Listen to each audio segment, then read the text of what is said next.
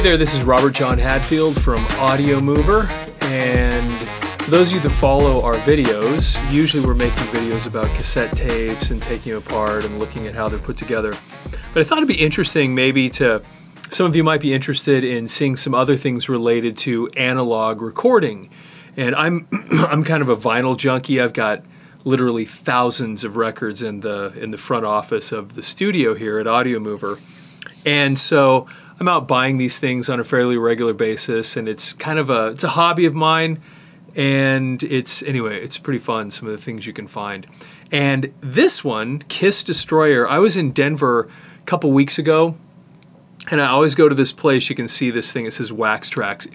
It's a really amazing record store that I've been going to since I was probably 14, 15 years old in downtown Denver. And it's called Wax Trax, and it's still there after all this time, and they have this one whole part of the store that's dedicated to vinyl. So I stop in there. Whenever I go to town, I usually stop in there and see what they've got. Well, they had this really beat up version of Kiss Destroyer. Last time I was there a couple weeks ago, and it was only $8. I've got a nicer copy of this in the front, but I thought I'd just show you this one. You can see that it's pretty torn up. You can see around the edges here, this whole thing is, yeah, it's pretty beat up. You can see the mark where the record is and everything. But this is such, if you're a Kiss fan, this is a really, really important record in the history of the band Kiss. This is really their fourth album. Their fourth studio album. They had 4 albums before this one, but this is the 4th studio album. They had their original album that was just called Kiss. Then they had an album called Hotter Than Hell. Then they had an album called Dressed to Kill. Dressed to Kill has a song on it that everybody that's watching this video, whether you're a Kiss fan or not, has heard the song, and it's I Wanna Rock and Roll All Night. That was on Dressed to Kill.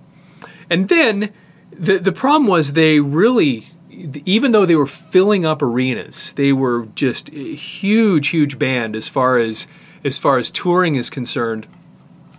They were not selling records. And back then, the way you made your money was you would put out a record, you would go on tour, and then you would sell, the records would sell as you'd go from town to town, you know, the hype and whatever, and that's how you'd make your money. The tours themselves were usually, they'd take a loss in the tours. And so they'd put out these 3 albums, and they were filling arenas. Like, they were a huge, huge live act, but they weren't selling records.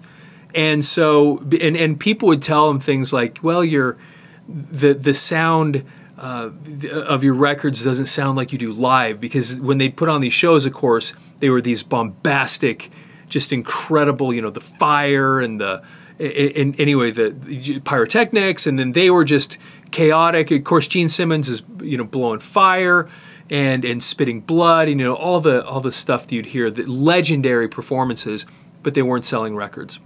So what happened was they put out those first 3 albums, and then kind of as a Hail Mary, because they weren't selling records and they didn't know, basically they were in danger of losing their record contract.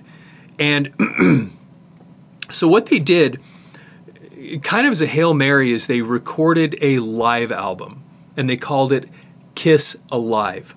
And it was a double album set.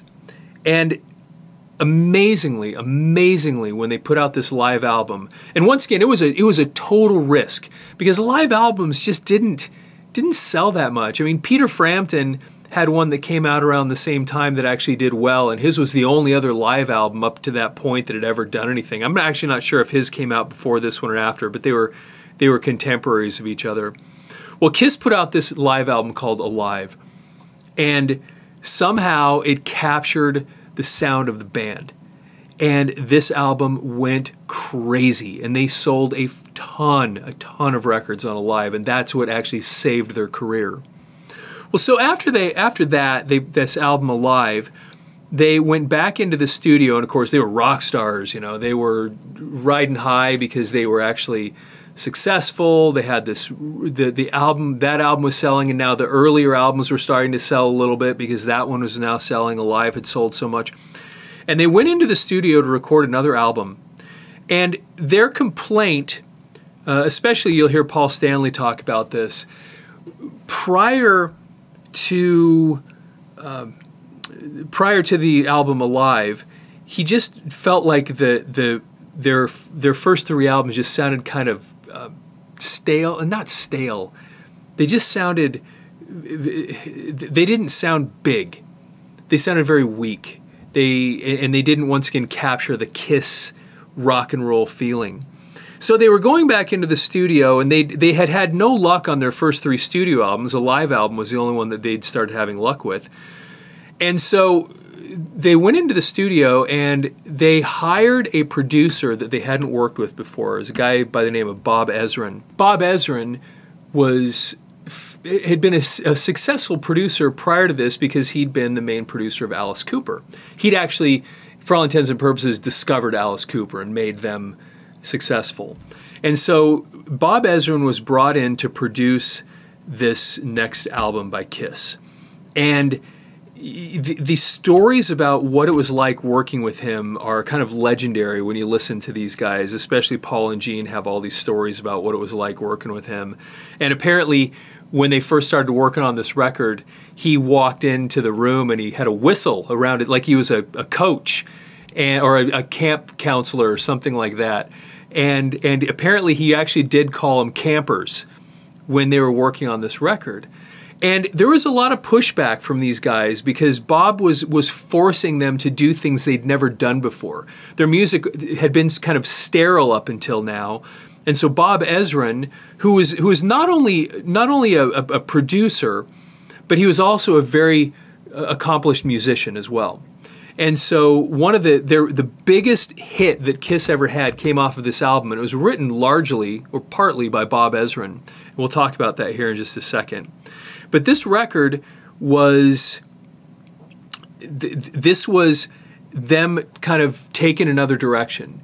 This was produced, there was so much thought and energy and effort put into this album that if you listen to the first three albums, they sound nothing like this. This one was almost like them rediscovering themselves, or actually was like them graduating into another level of talent. There's no mistake, there's no arguing. People, make fun of the fact that that the guys in Kiss were not super accomplished musicians. And, Ace Frehley, some people say that he might have been the most talented as far as the musicians go, musicianship. But you listen to him and he says, I didn't even really ever practice. And he doesn't even appear in several of the Kiss albums he doesn't even play on. Gene Simmons, I thought was a great bass player. I mean, the stuff that he played was pretty solid. And Paul Stanley, of course, one of the underrated vocalists. Peter Criss was not a great drummer, but for some reason they had that thing. It was just, it was chemistry. And so they were successful with that. But Bob Ezrin came in and he pushed them and he pushed them. And he made them find skills and talents that they probably didn't think that they even had, including Peter Criss. He practically, from what I understand, wrote Peter Criss's drum lines for him, and it worked with him to get exactly out of Peter Criss what he needed to get this production done. And if you listen to the drumming, especially in Detroit Rock City, you'll hear that Peter really is just in a whole new level that he'd never been before. And once again, it's all because Bob Ezrin had really pushed them to do something special. So anyway, then the other thing that was kind of cool about this record, and this is kind of faded, you don't really see the richness of the color here, but this was really unique because these guys were no longer a band. They were superheroes. Just look at the way they're presented here. The album is called Destroyer, and you can see this, this incredible painting that was done, but this is not a rock band. This is a group of superheroes. And, they were huge in Japan, partly because, they seem to appear like a lot of their, the anime characters and the kinds of things they have in Japan. And these guys just had that image. It was so incredible. And so it's partly, look, I got to be honest with you. I thought a lot of their songs were great. I actually love Kiss. But they were downplayed by the establishment so much because it seemed so gimmicky. And frankly, it was gimmicky. I mean, this whole thing about having the makeup on and not knowing what they looked like, never showing their faces in public. They still had great tunes. They had great music. And this album had some of their great songs. And I'm going to flip it over here so we can kind of look at some more of this beat up record that I bought. So if you flip it over, the back side you'll see is just a continuation of the front side. But you'll see it has the names of the band here: Kiss, Paul Stanley, Peter Criss, Ace Frehley, Gene Simmons. And that, of course, is the original band, the original Kiss. And somewhere up here you will see that they're produced by Bob Ezrin. There's the name Bob Ezrin. And once again, he's the brains, really the brains behind this album. The reason this album became what it did and was as successful it was largely because Bob Ezrin came in and forced them to do something really, really amazing. I think this came out in 76. There it is, 76. This came out in 1976. So this was really, it's kind of amazing to think about this because their first album came out in 73. And then they had another album, and then another album, and then a live album. And here we are in 1976, and this is their fourth studio album, their fifth album, released in, for all intents and purposes, 3 years. They were a hard-working band, and they were just knocking the stuff out. And once again, like I said, I think a lot of their music is great, myself. So this track list, which is some of their greatest music that they still play in concert today. Detroit Rock City, if you've never heard this song, it's amazing. It's really, really a fantastic song. And the guitar solos in it apparently were all more or less written by Bob Ezrin. He told the guys what to play, played it for him. I think he played it for him on the piano, and then Paul and Ace had to figure out how to play this. It's an excellent song. Has this whole story. I think at the beginning there's this AM radio that talks about a car wreck, and I think it's Gene Simmons' voice that's the AM radio. Anyway, it's really cool. King of the Nighttime World is a great song. I'm the king of the nighttime world. Love this song. God of Thunder, they still play this one today. This was originally Paul Stanley wrote this, and he was going to be the singer. And if you listen to the demos of that song, Paul Stanley is singing that song, and the words are different than they are now. But Bob Ezrin saw this song, listened to this tune, and goes, this should be the theme song for Gene Simmons. And so they rewrote some of the words, still called God of Thunder, but this kind of became his theme. And if you see him in concert today, this is when Gene Simmons does a bass solo, he starts spitting the blood out, and then he plays God of Thunder. And then Great Expectations wasn't my favorite song, but then Flaming Youth, actually that one's a sleeper on this album. I loved Flaming Youth. My parents think I'm crazy and they hate the things I do. That was the kind of the theme of this band. It was like this teenage rebellion. And Flaming Youth, that's what it was. Flaming Youth to set the world on fire. Anyway, for some reason, that song never really took off. But it's also produced in a really, really interesting way. Sweet Pain, once again, that one's not my favorite either. It's kind of a cool song. Shout It Out Loud seemed like their attempt to recapture the I want to rock and roll all night and party every day. Because Shout It Out Loud is that same kind of thing. And it's about having a party, and it's about calling your friends over, and so it's a shout it out loud. You got to have a party. It's a really cool song, but it never got as popular as the other did. Now here's the one that is, from what I understand, is still Kiss's biggest selling song ever, and it was Beth. And this song, Peter Criss sings it. And if you go, I think you can find this on YouTube. You can find the original version, because apparently Peter Criss, this is a song that they had written with his previous band before joining Kiss, and I think the song was called Beck. Beck, I hear you calling. It was kind of, they were making fun of one of the guys in their band who had a wife or a girlfriend that was constantly calling them. And then then Bob Ezrin heard this and said, wait a minute, wait a minute. And he took it and basically wrote this beautiful, really beautiful string arrangement for this song. And it's actually a really nice tune. And Peter Criss, who's the drummer, sings it. And frankly, Peter Criss has a great rock and roll voice. Totally underappreciated, in my opinion, for being a great singer. And this song, he has this kind of, I don't know how to explain it. He has a little bit of a Rod Stewart kind of rough sound. You hear that later on the album Rock and Roll Over on the song Hard Luck Woman, which actually Paul Stanley wrote for Rod Stewart, and then Rod didn't do it, and so Peter Criss sang it. But he has that in the song, and it's this it's a beautiful, beautiful song. Piano, these strings. And actually, interestingly, Peter Criss, in the recording of this song, is the only band member in the song. There's no drums. There's no other instruments in there. It's a piano and an orchestra and Peter Criss singing. Now, this was a little unusual. And Gene Simmons, I think it was in his book, I read about this, and one of the reasons that they were kind of okay with this was because they look back at things like the Beatles with Eleanor Rigby. You know, George Martin, for all intents and purposes, wrote the strings to that thing, and the band didn't play on it. It was just Paul McCartney sang it. And so it really was a Beatles song that didn't really have the Beatles on it other than the singing. And so they kind of saw this the same way, that this was a Kiss song, but Kiss really, other than Peter Criss singing, wasn't even on the song. And it ended up being a humongous, giant, giant hit. And if you've never heard the song, go give it a listen. It's actually a beautiful, beautiful song. It's fantastic. But when you listen to the rest of this album, it sounds nothing like Kiss. And it probably doesn't sound like anything they did before or after.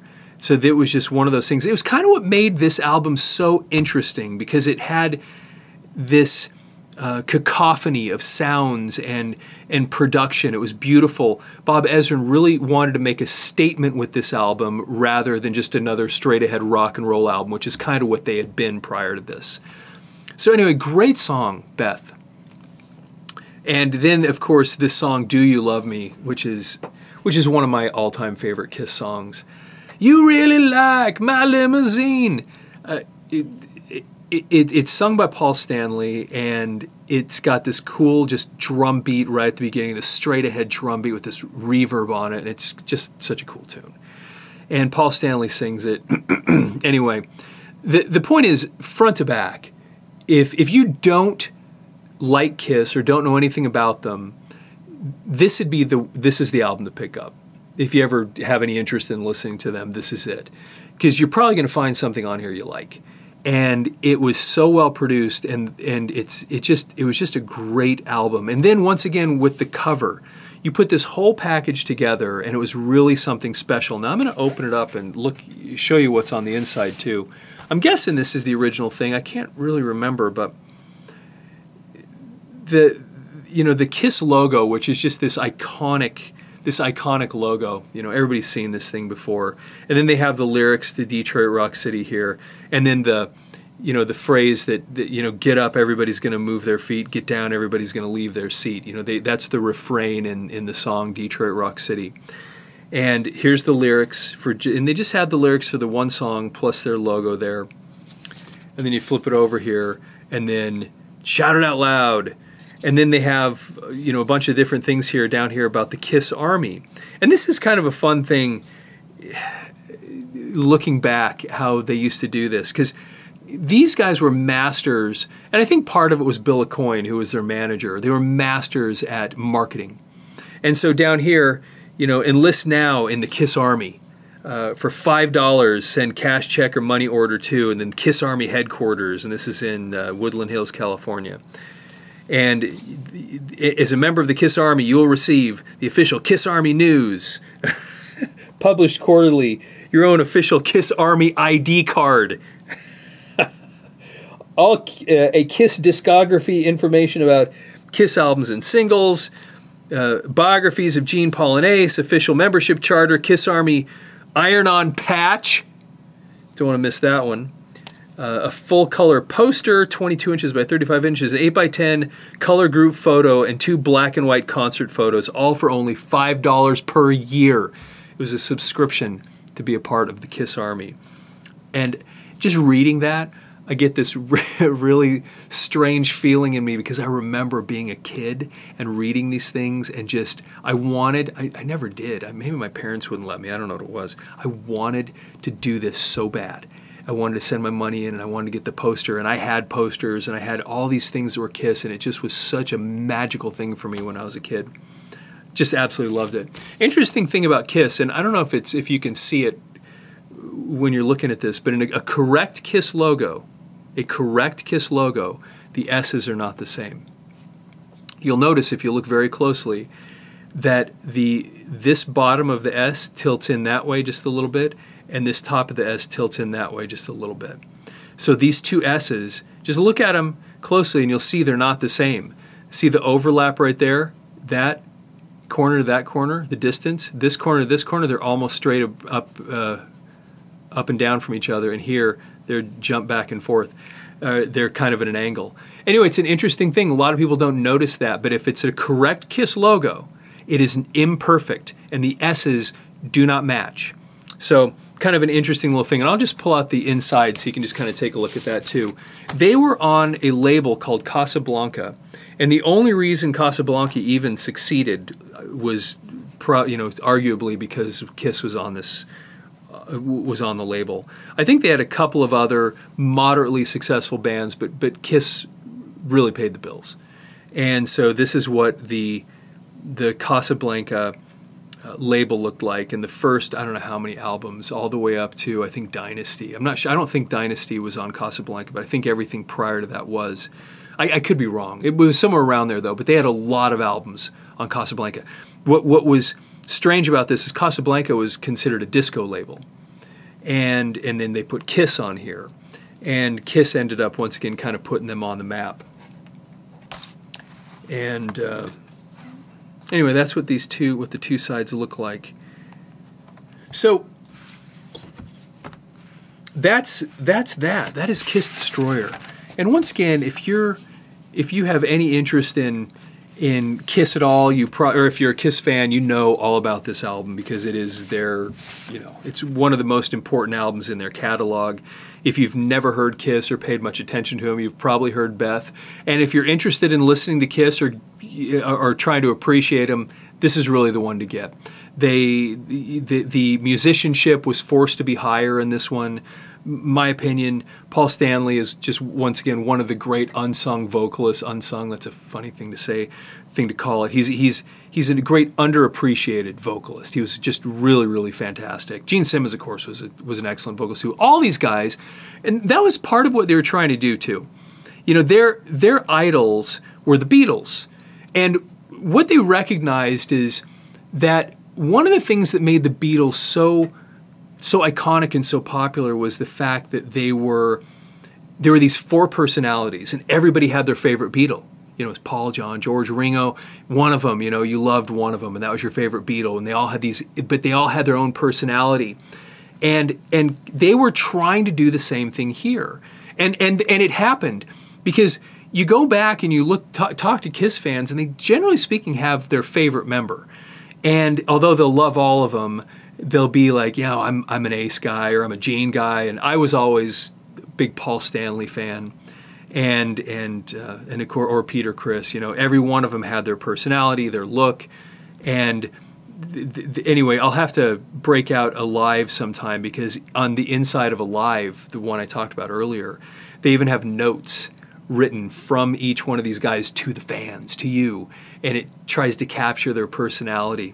And it's really, really interesting what they did. And so a lot of this was it was a little bit corny and a little bit cheesy and a big marketing effort, and it worked and it worked and it worked. But I tell you something, if they didn't have the music to back it up, because they really did, they had some great songs. If they didn't have the music to back it up, they would have never been as big as they were. They had really cool tunes. And even all the way through their career, or even into the 80s when they took the makeup off, in my opinion, some of their best tunes came out of that era. They really grew and matured as musicians. And so I'm a big Kiss fan, love these guys. And so anyway, that's Kiss Destroyer. And if you like these videos, please follow this channel, subscribe, leave some comments. And once again, this is all produced by Audiomover. Audiomover is the company that takes your audio and video tapes and turns them into digital. So go to audiomover.com, and you can, if you have any old audio and video tapes, you can get them converted there. And with that, have a fantastic day.